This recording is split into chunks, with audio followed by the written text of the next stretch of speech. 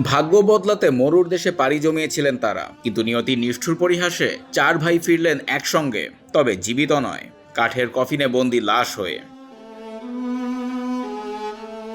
রাশেদুল ইসলাম, শাহেদুল ইসলাম, সিরাজুল ইসলাম ও শহীদুল ইসলাম একই মায়ের 4 কোল খালি করে তারা চলে গেলেন চিরতরে।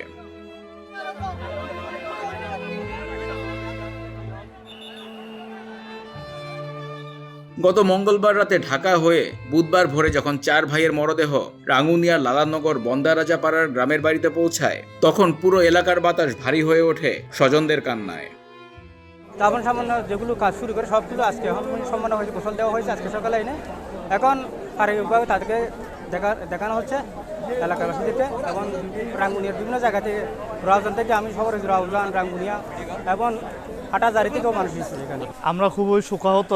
এই বিদেশের মাটিতে 4 ভাই একসাথে মারা গেছে, এটা মানে মেনে নেওয়াই আসলে খুব কষ্টকর। একটা পরিবার পুরোটাই ধ্বংস হয়ে যাবে এরকম ঘটনা ঘটলে।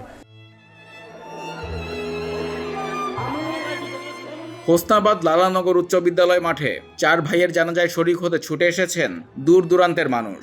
যে মাঠে হয়তো শৈশবে তারা একসঙ্গে খেলেছেন, সেই মাঠেই সারি বেঁধে শুয়ে আছেন 4 ভাই। এমন জানাজা এর আগে কখনো দেখেনি রাঙ্গুনিয়াবাসী। জানাজা শেষে অশ্রুসিক্ত চোখে পারিবারিক কবরস্থানে তাদের পাশাপাশি দাফন করা হয়।